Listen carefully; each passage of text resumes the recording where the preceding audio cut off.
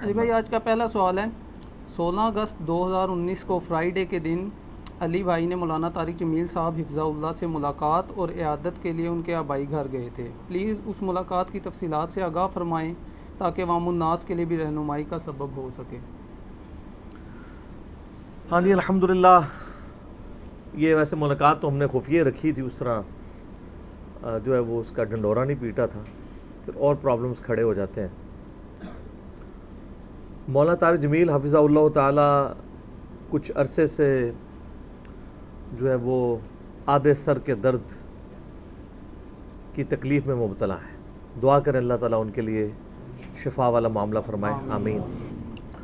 بتا رہے تھے بچپن سے یہ ہے، پہلے تو یہ یعنی آرام آ جاتا تھا، لیکن اب کنٹینیوس 5-6 مہینے سے سخت تکلیف ہے، اور اس کا درد شقیقہ کا علاج بھی آپ کو پتہ ہے میڈیکل کے اندر کوئی نہیں ہے۔ اب الٹیمیٹلی پچھلے دنوں انہوں نے سر کے اندر 90 ٹیکے لگوائے ہیں جی، ایک نس کو وہ سن کر دیتے ہیں۔ اس کی ایسے تکلیف تو ہو رہی ہوتی ہے لیکن اس کا احساس باقی نہیں رہتا، لیکن وہ بھی چند دن نکالا ہے۔ پھر جب ہم ملاقات کے لیے گئے تھے تو اس وقت بھی سخت تکلیف میں تھے۔ اللہ تعالیٰ شفا نصیب فرمائے، آمین۔ جتنے بھی لوگ دنیا میں مسلمان بیمار ہیں اللہ تعالیٰ ان کو شفاء کلی نصیب فرمائے، آمین ثم آمین۔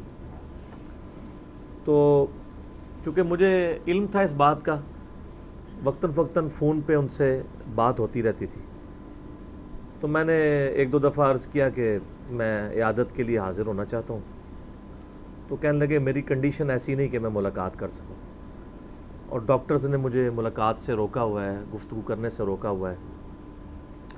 تھوڑی بہت اگر طبیعت سنبھلے گی تو انشاءاللہ ملاقات کا کوئی سبب بن جائے گا عید کے بعد۔ میں نے کہا ٹھیک ہے۔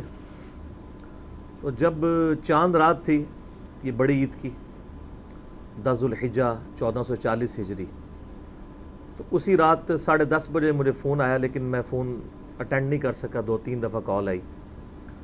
صبح پھر فجر کے بعد بھی آئی، میرا فون سائلنٹ تھا، پتہ نہیں چلا۔ بل میں نے فون کر کے وائس میسیج ریکارڈ کروا دیا کہ جیسے ہی یعنی آپ اویلیبل ہوں تو مجھے کال کر لیں۔ تو پھر عید کی نماز کے بعد انہوں نے کال کی اور کہنے لگے کہ جی میں اب پہلے سے بہتر ہوں، تو آپ آ جائیں ملاقات کے لیے، عیادت کے لیے آنا ہے۔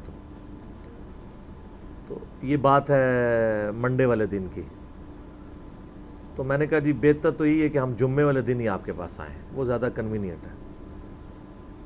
تو کہنے لگے جی کتنے بندے لے کے آئیں گے؟ میں نے کہا جتنے آپ کے یہاں لے آتے ہیں۔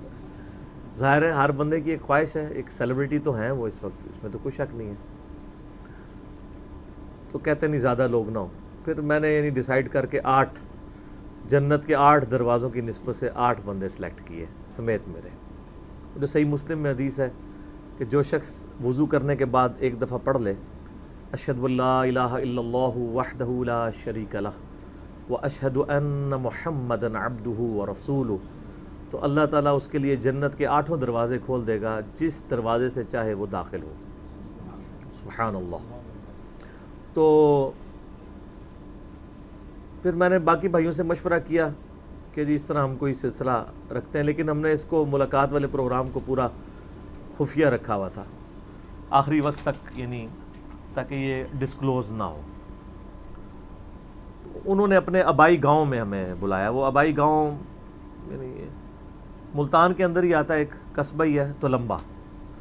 تو اب نئی موٹر وے کھل چکی ہوئی ہے، عبد الحکیم تک وہ جاتی ہے موٹر وے کالا شاہ کاکو سے، اور عبد الحکیم انٹرچینج سے اتر کے آلموسٹ 15-20 منٹ کی ڈرائیو ہے ان کے گاؤں تک۔ تو انہوں نے مجھے بتا دیا، ہم نے وہاں سے پوچھ کے تو آسانی سے کوئی پرابلم نہیں ہوئی پہنچنے میں، بلکہ وہ راستے میں ان کا فون بھی آیا کہ جی کدھر پہنچے ہیں۔ پھر میں نے بتایا اتنا ہم یہاں پہنچ چکے ہیں۔ تو میں نے کہا بے فکر ہے ہم پہنچ جائیں گے آپ کے پاس۔ تو کہنے لگے سیدھا میرے ڈیرے پہ آپ نے آنا ہے۔ ظاہر آپ کو پتہ ہے وہ لینڈ لارڈ آدمی ہیں، ان کے ڈیرے ہیں، اپنے پورا ایک سسٹم ہے خاندانی طور پہ، وہ ایک اپنا وہ کلچر ہے وہاں کا۔ تو آلموسٹ ہم کوئی 11:30 کے قریب وہاں ان کے ڈیرے پہ پہنچ گئے تھے، پوچھتے پچھاتے کو زیادہ مشکل نہیں ہوئی۔ تو وہاں پہ پھر ان کے جو بڑے یعنی کلوز ہیں اور ایڈمنسٹریٹر بھی ہیں ان کے مدارس کے احتشام بھائی، انہوں نے ہمیں ریسیو کیا اور مہمان خانے میں، ان کا جو ڈیرے پہ مہمان خانہ بنا ہوا تھا وہیں پہ انہوں نے ہمیں بٹھایا. اور اتنے میں ان کے جو بیٹے ہیں یوسف جمیل، جو سب سے بڑے بیٹے ہیں، ان کی اتنی عمر نہیں ہے، 35 کے قریب ہوگی، کیونکہ طارق جمیل صاحب کی شادی ذرا لیٹ ہوئی ہے. تو وہ بھی آگے ہمارے پاس، ان کے پاس پھر ہم بیٹھے رہے تقریباً آلموسٹ آدھا پونا گھنٹہ. ان سے گپ شپ ہوتی رہی مختلف ٹاپکس کے اوپر. زیادہ تر یہ سوشل میڈیا پہ جو دعوت کے حوالے سے کام تھا اس پہ میں نے ان سے ڈسکشن کی. اور چونکہ انہوں نے، میں نے بتایا تھا پچھلے دنوں میں نے ریکویسٹ کی تھی کہ یہ مونیٹائزیشن جو ہے اس کو آپ لمیٹڈ کریں. اس پہ ویڈیو اشتہار چل رہے ہیں اور باہر کے ملکوں میں تو انتہائی بیہودہ اشتہار چلتے ہیں. اب ایک بندے نے طارق جمیل صاحب کی ویڈیو کو کلک کیا ہے کوئی قرآن و سنت کی بات سننے کے لیے، آگے جو ہے وہ بے پردہ عورت آ گئی ہے. پاکستان میں بھی ایون بلیڈ کے اشتہار میں بھی عورت داخل کی ہوئی ہے، اور باہر کے ملکوں میں تو پھر اسکروٹننگ بھی اس کی ہونی چاہیے.